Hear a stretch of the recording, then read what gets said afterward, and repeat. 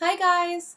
Summer Swee-Singh here, and I'm the one behind all of the instrumental Thrice arrangements that you've seen on YouTube. They're also on Spotify, iTunes, Amazon, Google Play, Deezer, all of that. So if you just want to hear the pro audio, so it's better than the video audio, it's all on there. I started covering Thrice last year, about a month after To Be Everywhere Is to Be Nowhere dropped. And I've made my way through that entire album, aside from Seneca, and I'm randomly working my way through the rest of Thrice's discography, and hopefully we'll be working with bigger arrangements. I'm trying to expand, so this video right now is a little sneak peek behind the scenes of how my latest video was made, and it's for my 4-song Thrice and Circa Survive arrangement. So I hope you really enjoy it. Know there's a lot more coming, so if you enjoy this video, please subscribe.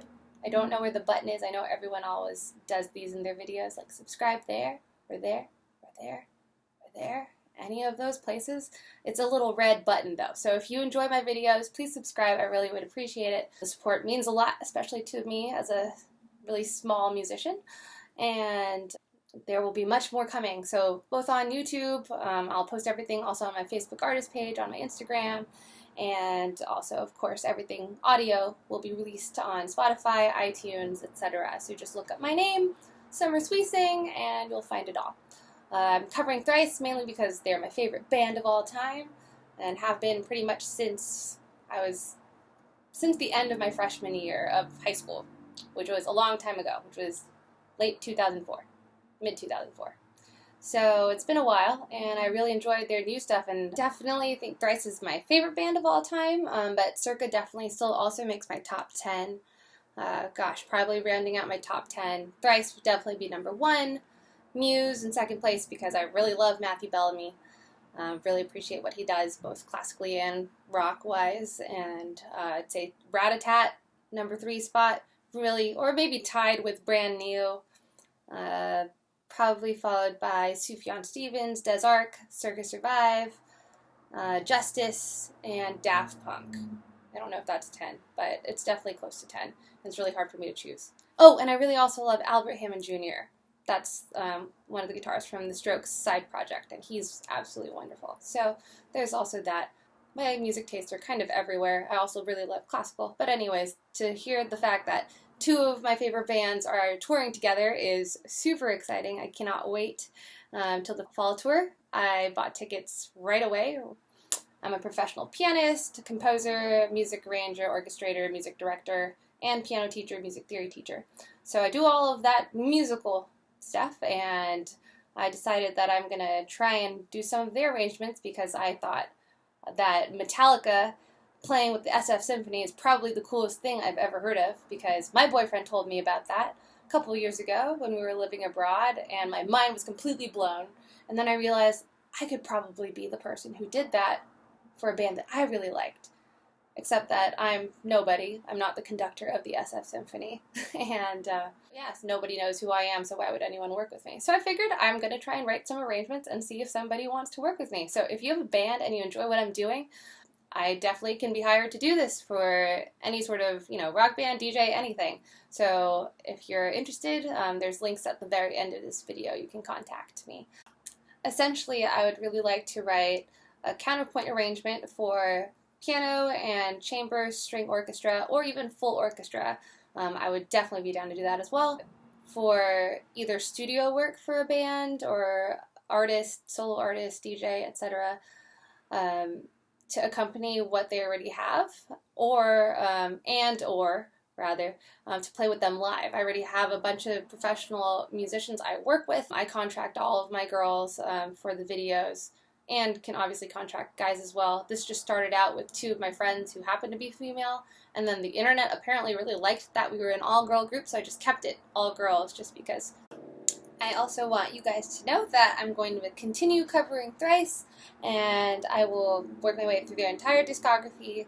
I might skip First Impressions just because I didn't even know that was an EP or that it existed until about a month ago, thanks to the Facebook Thrice fan group, and someone mentioned it.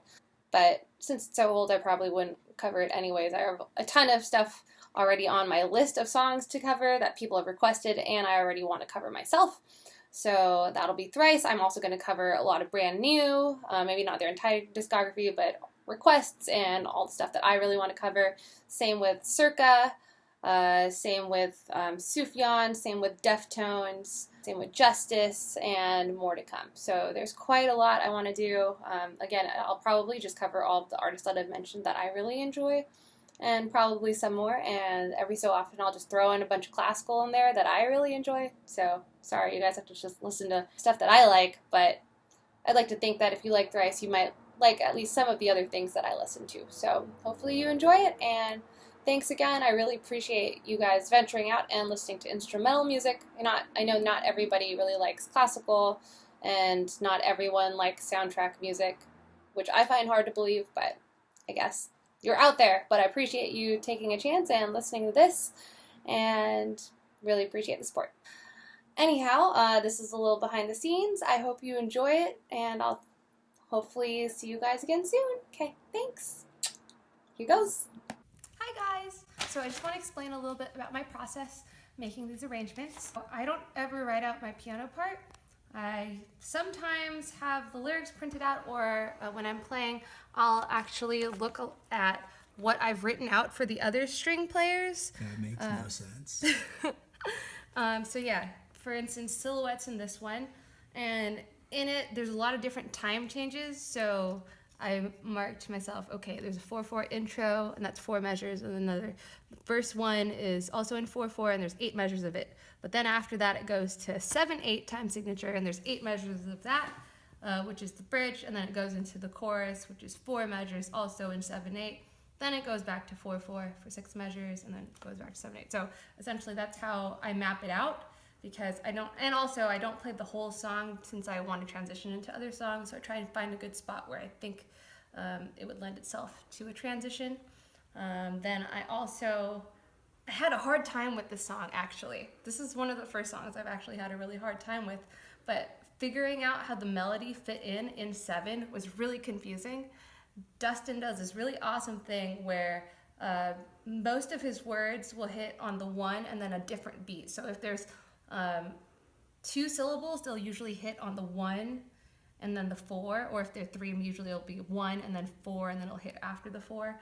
And sometimes, if they're more, the first one will hit on the 1, and then the other 2 syllables will hit on the 2 against 3 in the last 2 beats. Or no, if they're 3 syllables, they'll hit on the last 2 beats. So like a triplet, like 3 versus 2. So instead of 1, 2, 3, 4, 5, 6, 7. So it's kind of like counting 6, 7, because you're supposed to count 7 in time, if that makes sense. But it's 2 syllables, so 6, 7. It's still 2 beats, but you can fit out 3 syllables. So he does that, and then, yeah, so it just changes between those back and forth. And then sometimes I write out notes what I'm gonna play, because I don't remember how the actual melody goes. Because usually I usually sing it in my head, but if I forget lyrics or I don't remember how it goes, it's easier just to write it down. And this is like my shorthand, because I don't want to write notation for myself, then it's just so much to look at and it'll distract me. Usually when I see notation, I want to think, okay, what are the other girls playing that I've written out for them? That way I know where I am in their score. This is important just because, like I said, I transition between piece to piece, so it's not just like the regular piece as if I was listening to it on the record. It's how I hear it in my head to transition to the next one, so I need to know where it fits in the grander scheme of the medley that I'm putting together. So then after that, I have my computer, which I always need to clean off, and I don't often enough. So here I've just recorded my piano part, which you'll see like clips of me. I made my boyfriend, who's super nice. Thanks, Jeff. Record me a million times. So there are 4 main takes in here, and it's for pretty much 1 for each of the pieces. So this is the first time I've actually tracked the piano. Everything else I've done before, we've done in a live take. So essentially I figure out my piano part day of while I'm there, just because I know the songs well enough where I can do that. And then I write out all of the parts for everyone else the night before, usually, because That's usually when I have time, and I'm a procrastinator, so I probably start around 9 p.m. and then I finish around 5 or 6 in the morning, and then I get a couple hours of sleep, and then I have to go and get dressed and get ready and then get to Fields. And Fields is the most amazing place. Steve Likens of Fields. Shout out to Steve, you're the best, we love you. He lets us use their recital hall to record, and we love him for letting me and the girls do that. And so the girls I work with are really great sight readers. So essentially I give them their music day of right there, and they have to, read it exactly what I've written out for them. And they figure out bowing and intonation and all of that stuff there too, because I usually don't mention anything about up or down bows. That's pretty much up to them unless I have certain things I want them to do, but that's very rare. So they figure that out, and then we run through it maybe once or twice, and then we'll do 1, 2, or maybe even 3 video takes, and I'll choose my favorite as one solid take, and I'll upload that. But this time, I'm tracking the piano first, and then I'm going to track all of the strings later, probably in sections: first violin, second violin, third violin, and then cello. And then put it all together here, and then do the video. So that's how that all works.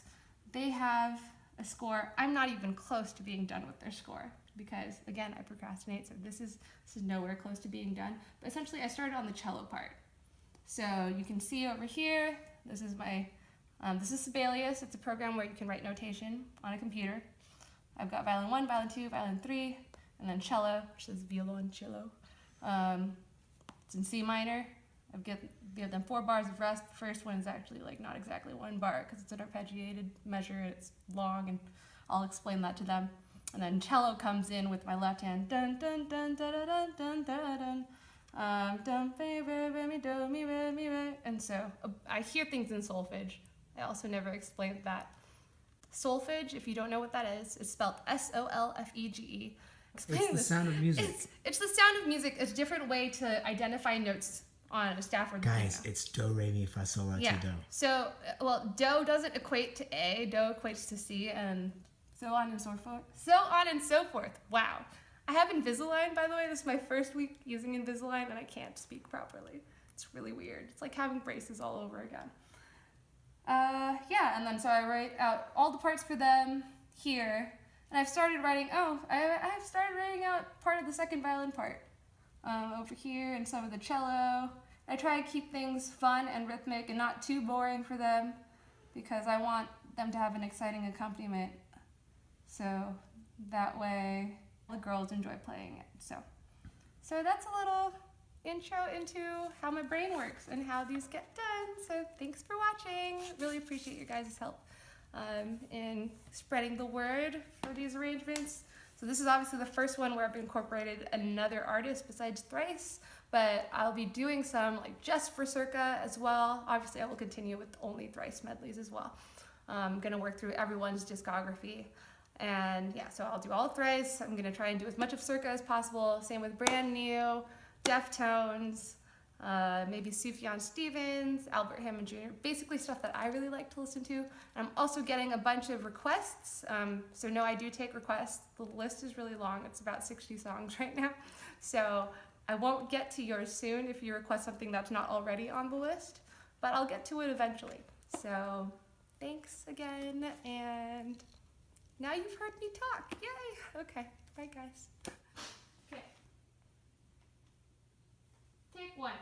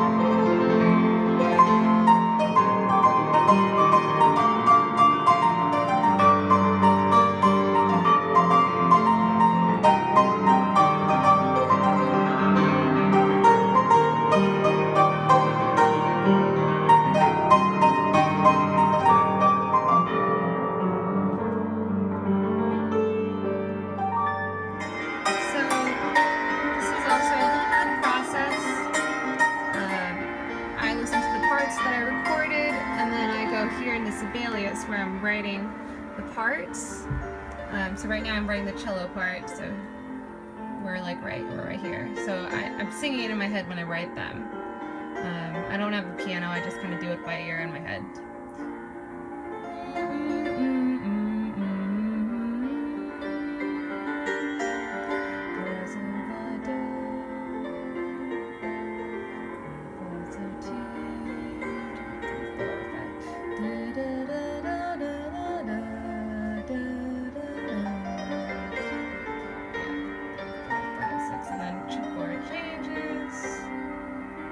This part's kind of boring for her. It's just the beginning though.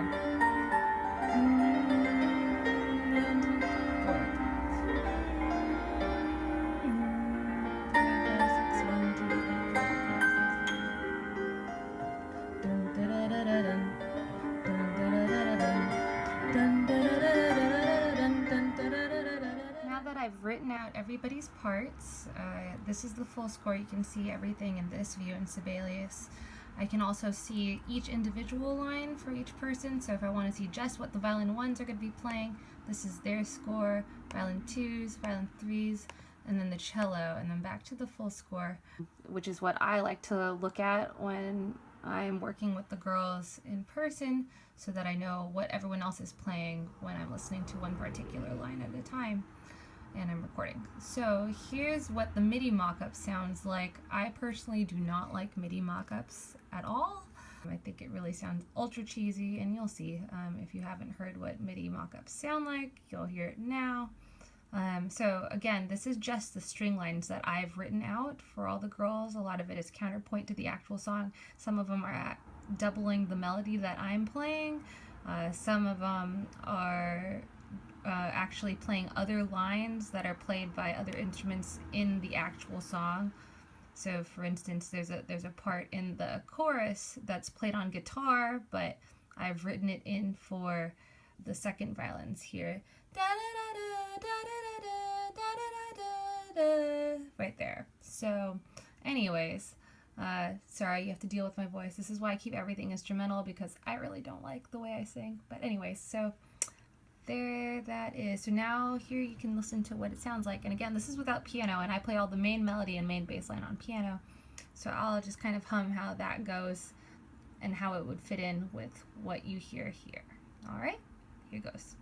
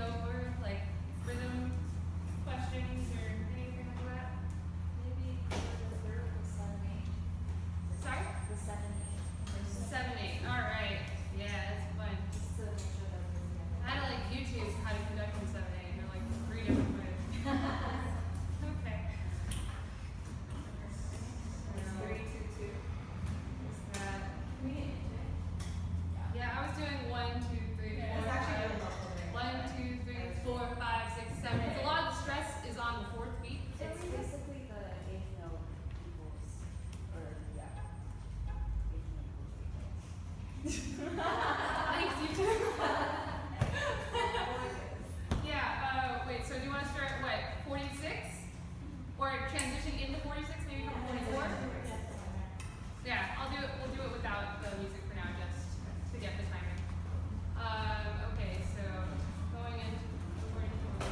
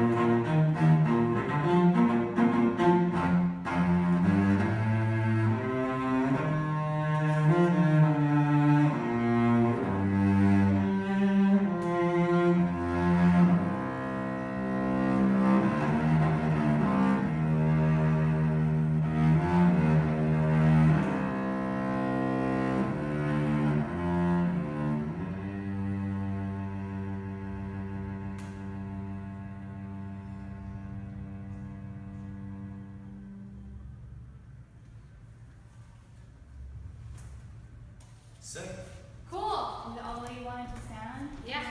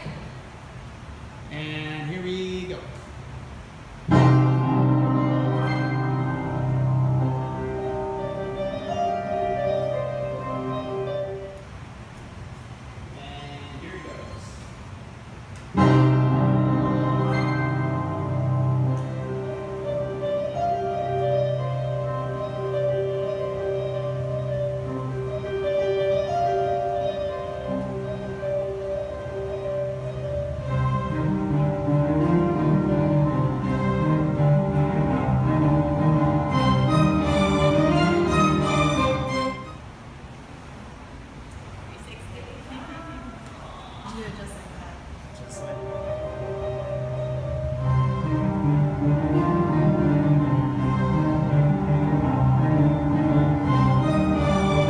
Hey guys, so I wanted to show you what the recording sounds like. Here I have Logic open. I have my 4 piano tracks here bounced to a different track with the levels that I already want it to be. Each was basically a take of each song, which I've then put together. Then over here I've got the cello, which was just Callie. There was only one cellist. And there were 2 violin 1s, 2 violin 2s, and 2 violin 3s. And here's a build for the middle of the final song in the medley. So with everything coming in together, it just sounds like this. But then if I just want to hear only the cello, I can do this. And I can think of how the melody goes over it. So, high violin 1.